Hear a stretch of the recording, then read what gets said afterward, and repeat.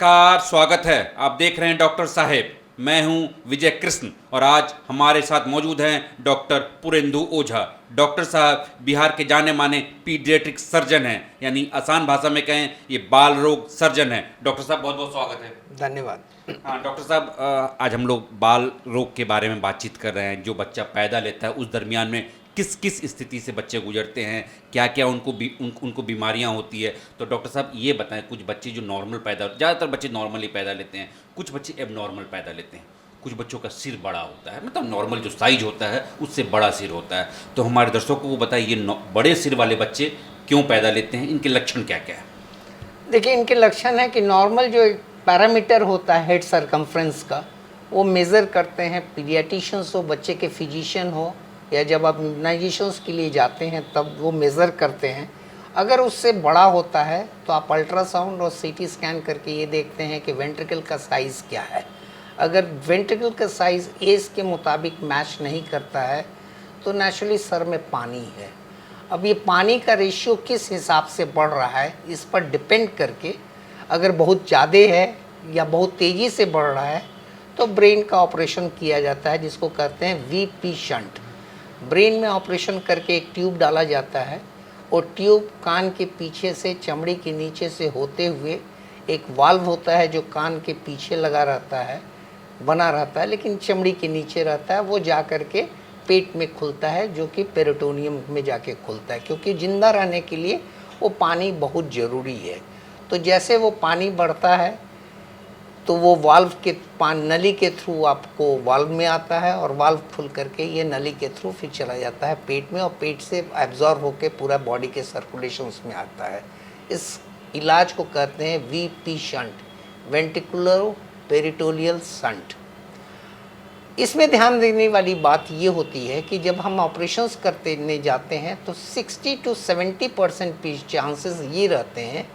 तीन बातें, एक तो बच्चा मेंटली रिटार्डेड होने का चांसेस रहता है। बुद्धि आपका 10 साल का हो, एज आपका 10 साल का हो, बुद्धि हो 8 साल 9 साल का, किसी में 6 साल का, किसी में 5, डिपेंड करता है कि पानी क्या है।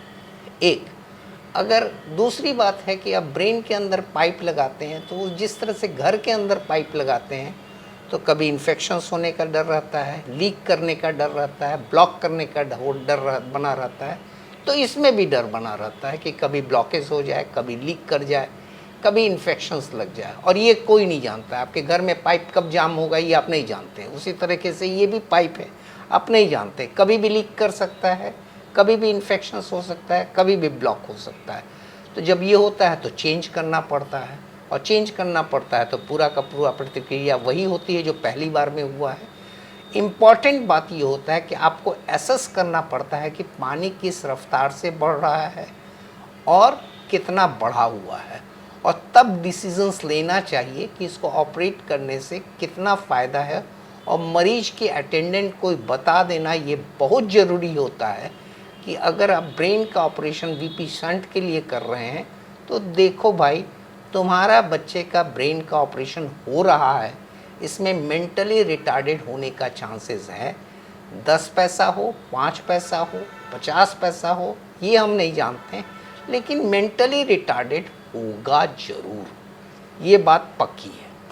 हाँ डॉक्टर साहब, आप बता रहे थे जैसे बच्चा जब गर्भ में पल रहा होता है तो अब तो प्लांट भी करते हैं जी। तो अल्ट्रासाउंड हर महीने करवाया जाता है जी। तो क्या अल्ट्रासाउंड के वक्त पता चल जाता है जो सर बड़ा है?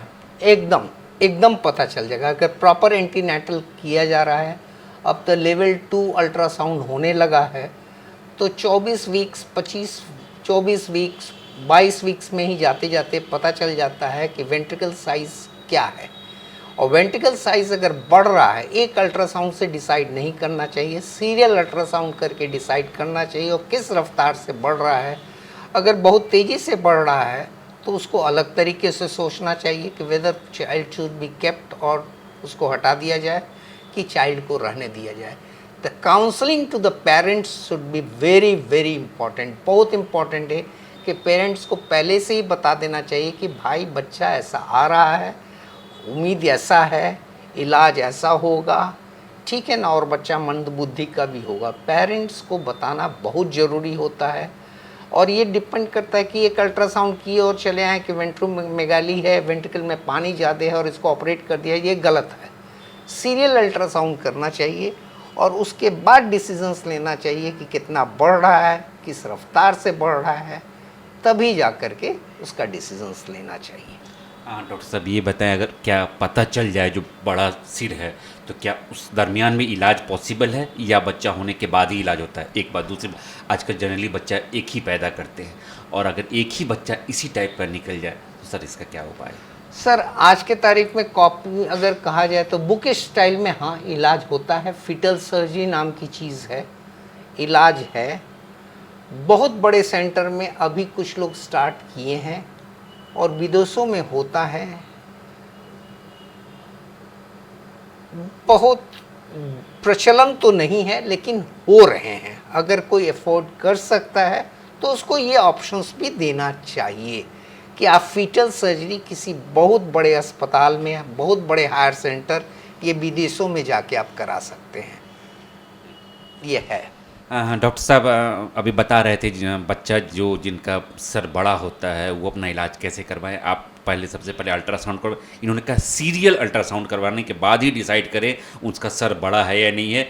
भारत में सर्जरी के तहत पॉसिबिलिटीज़ है, बच्चा अगर हो जाता है तो सर्जरी के तहत उसका इलाज पॉसिबल, लेकिन इन्होंने एक टर्म्स लगाया है जो बच्चा मंद बुद्धि का पैदा हो सके, कम बच्चा ही पैदा हो, लेकिन 5 से 10% जो बच्चे पैदा लेते हैं वो मंद बुद्धि के होते हैं। लेकिन उन्होंने एक और ऑप्शन बताया है जो फीटल सर्जरी भी होता है, विदेशों में होता है, महंगा और खर्चीला प्रोसेस है। तो अगर आपके बच्चे अगर डिटेक्ट हो जाए तो इसका इलाज भी संभव है। इस एपिसोड में फ़िलहाल इतना ही। अगले एपिसोड में आपसे फिर से मुलाकात होगी। यदि आपने अभी तक हमारे यूट्यूब चैनल डॉक्टर साहब को सब्सक्राइब नहीं किया है तो तुरंत कर लें। आप हमें फेसबुक पेज पर भी लाइक्स और कमेंट कर सकते हैं। धन्यवाद।